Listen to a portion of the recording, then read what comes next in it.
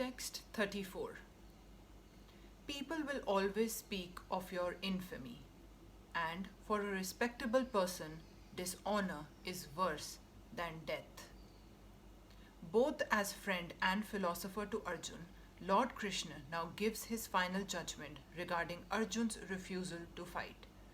The Lord says, Arjun, if you leave the battlefield before the battle even begins, people will call you a coward. And if you think that people may call you bad names, but that you will save your life by fleeing the battlefield, then my advice is that you would do better to die in the battle. For a respectable man like you, ill fame is worse than death. So, you should not flee for fear of your life, better to die in the battle.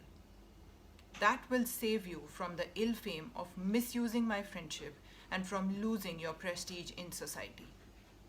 So, the final judgment of the Lord was for Arjun to die in the battle and not withdraw. Text 35. The great generals who have highly esteemed your name and fame will think that you have left the battlefield out of fear only, and thus they will consider you insignificant. Lord Krishna continued to give his verdict to Arjun.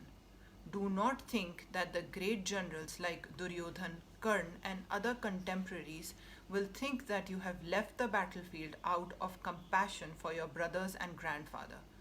They will think that you have left out of fear for your life, and thus their high estimation of your personality will go to hell.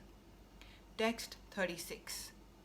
Your enemies will describe you in many unkind words and scorn your ability. What could be more painful for you? Lord Krishna was astonished in the beginning at Arjun's uncalled for plea for compassion, and he described his compassion as befitting the non-Aryans.